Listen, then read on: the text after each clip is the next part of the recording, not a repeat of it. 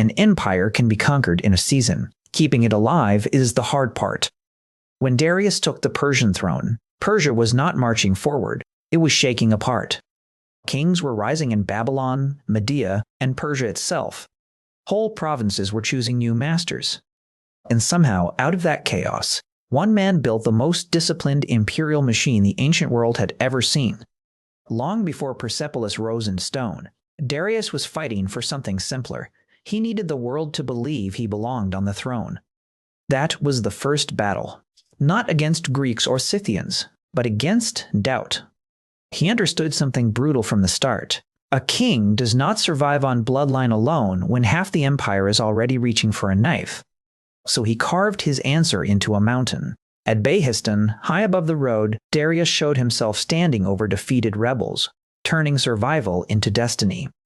He was not Cyrus the Great, the founder whose conquests exploded across the map like fire. He was not the obvious heir either. Darius came from a collateral branch of the royal family, close enough to power to matter, but not close enough to rule without questions. After Cambyses died in 522 BC, Darius and a group of Persian nobles killed the man on the throne. Darius said that man was not the real Bardia, son of Cyrus, but an impostor named Gomata. That claim became the foundation of his reign. Some ancient and modern voices have doubted it, but one fact is beyond dispute. Darius took power in blood, and the empire did not accept him quietly. Rebellion answered him almost immediately, not in one province, but across the empire. Babylon rose, Media rose, Elam rose. Persia itself produced another pretender who claimed to be the true royal son. This was the world Darius inherited, not a polished empire, but a cracked one. And that may be the reason he became so formidable. He did not grow up believing empire was a gift. He learned fast that empire was a problem that had to be solved. So the young king rode into a civil war. Again and again, he and his generals crushed uprisings before they could join into one fatal wave. Every victory taught him the same lesson. Distance was the enemy as much as any army. A rebel did not need to be stronger than Persia. He only needed to be far away, fast enough, and convincing enough. Darius never forgot that. It shaped everything that came next. Once the revolts were beaten down, he did not relax into luxury. He began rebuilding the empire from the inside out. That was his genius. Cyrus had won a world. Darius figured out how to run one. He completed the organization of the empire into satrapies, vast provinces with governors responsible to the crown. But he did not trust any one man with too much power. A satrap might govern, but he was watched. Secretaries, treasurers, military commanders, and royal inspectors all created layers of supervision. Later ages would call them the king's eyes and ears. The phrase fits because Darius ruled partly by seeing. He wanted reports, he wanted movement, he wanted to know as quickly as possible if loyalty was cracking somewhere on the edge of the map. That meant roads, not glamorous roads, but roads that made rebellion harder. Under Darius, the communications network of the empire was strengthened and organized with astonishing seriousness. The royal road linked key imperial centers including Susa and Sardis through relay stations and couriers. Orders could move across enormous distances with a speed that shocked the ancient world. The empire did not just have territory now, it had circulation. That may sound dull beside battles and palaces, but it was revolutionary. A conquering state became a living system.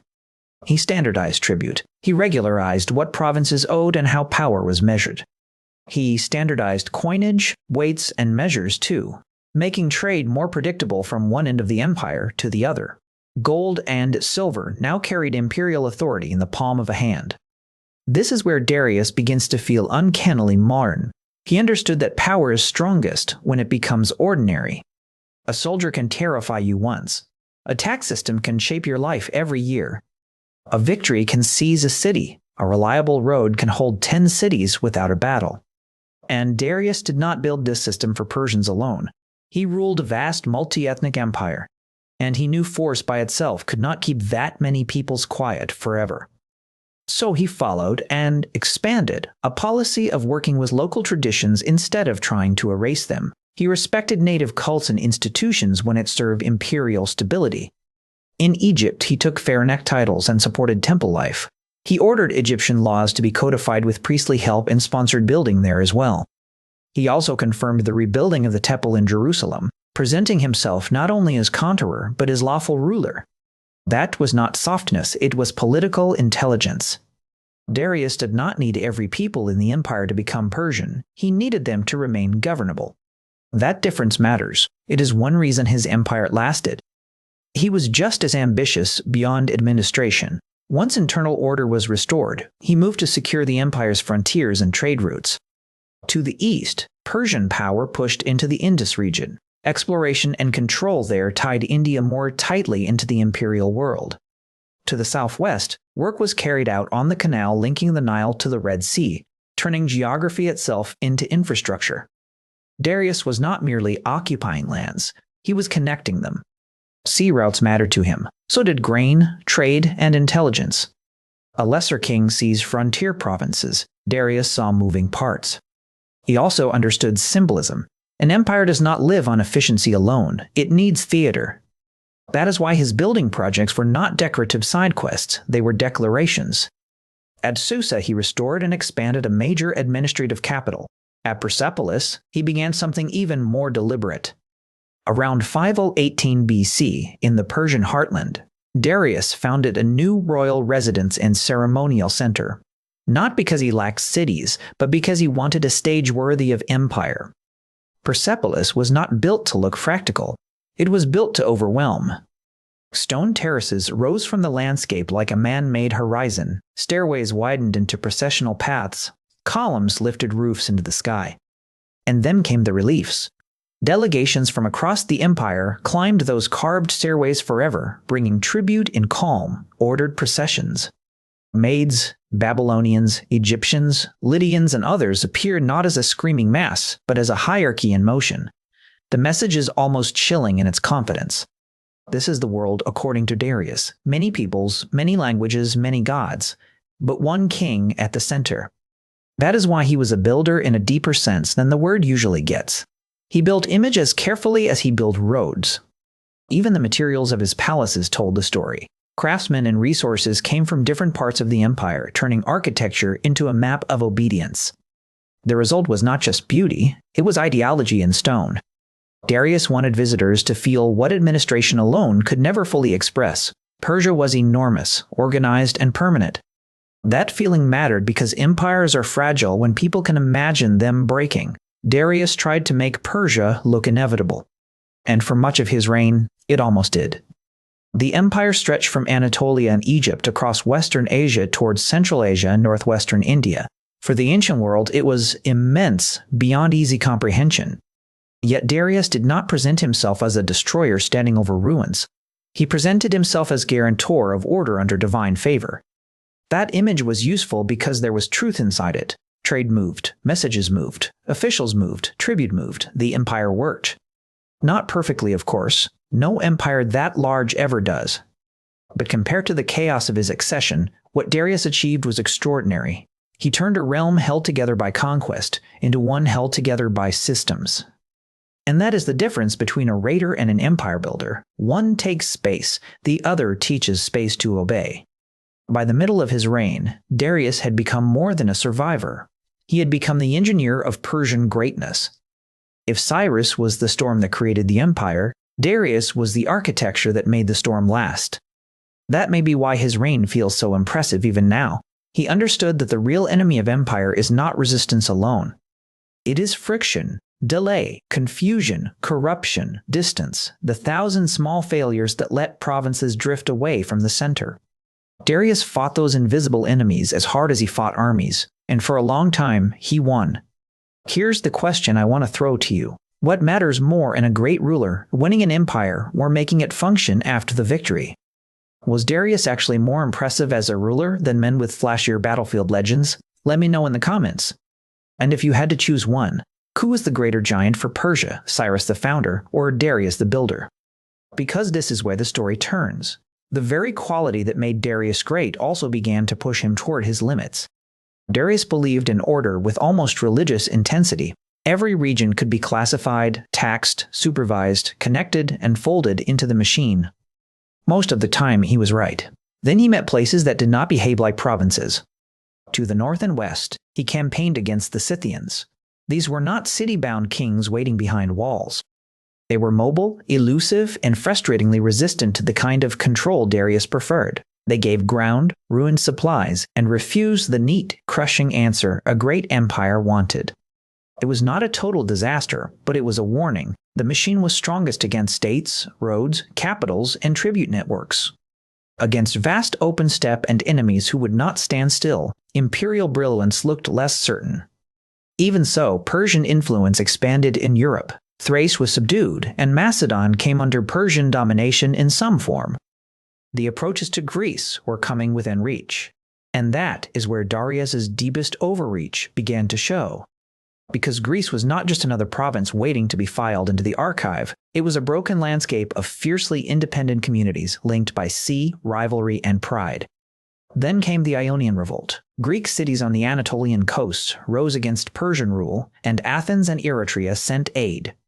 For Darius, this was more than a border disturbance. It was an insult to imperial order.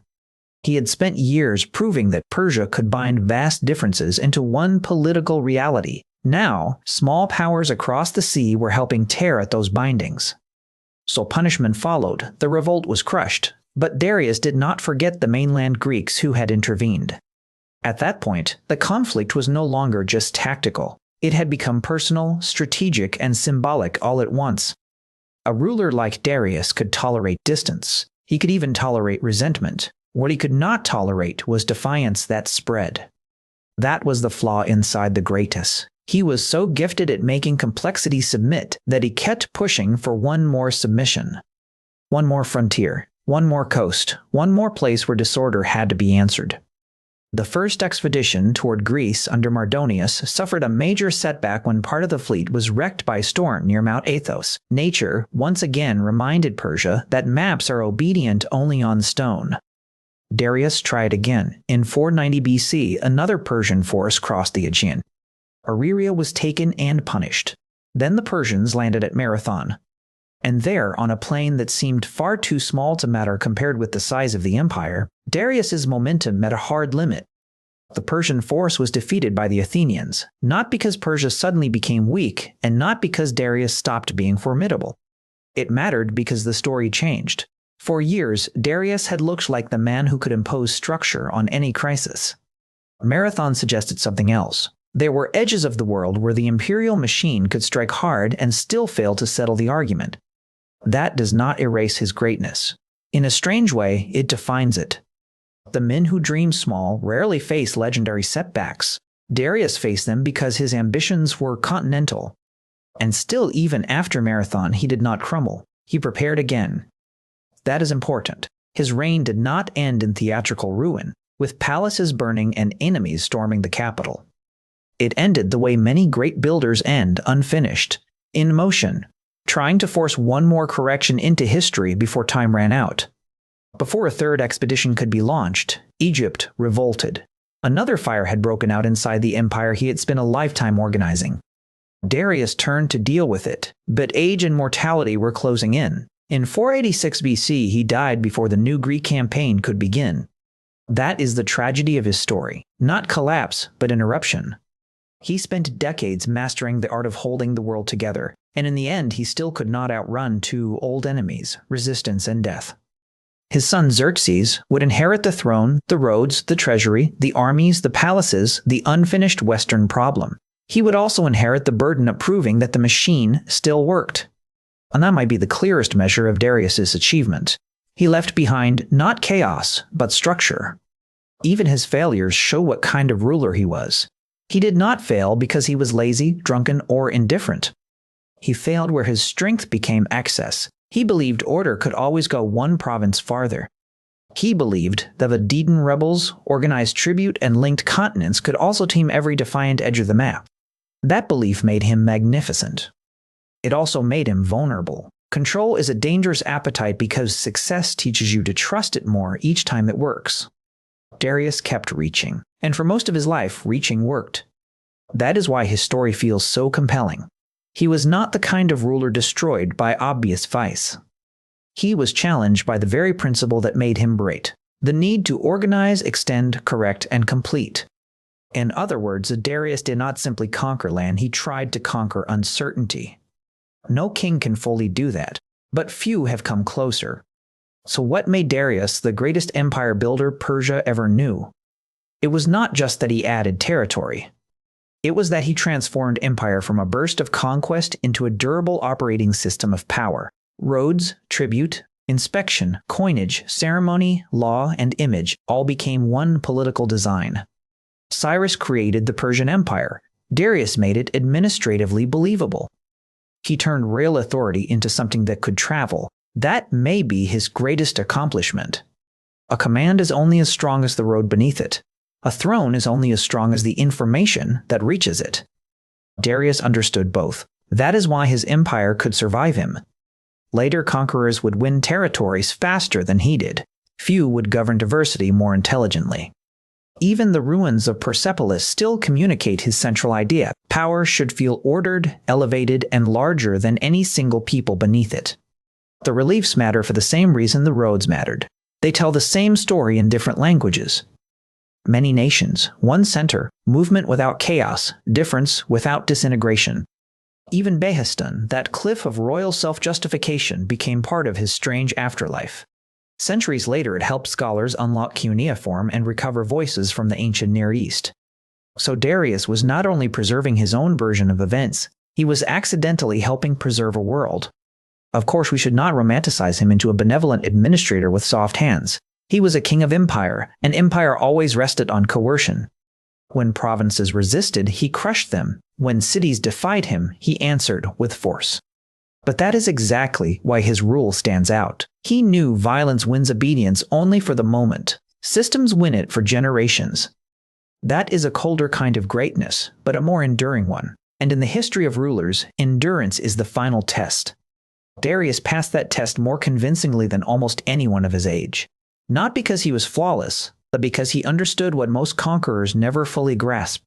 Winning the world is dramatic. Running it is divine punishment. He took that punishment and turned it into architecture, policy, movement, and myth. That is why his name still towers over Persian history.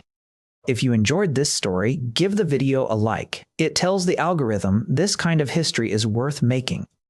Subscribe if you want more rulers, conquerors, and empires told like this. There are a lot more giants waiting on this channel. And tell me in the comments who we should cover next. Cyrus, Xerxes, Alexander, Hannibal, Caesar, or someone even more unexpected. Because every great empire has a moment when expansion stops being the question and survival becomes the real drama. Darius mastered survival better than almost any king alive. The men after him would inherit his machine and test it against the loudest enemies Persia ever faced. So, if you want the next chapter, stay close. The road Darius built does not end here. It leads west, toward fire, pride, and a son determined to finish what his father could not.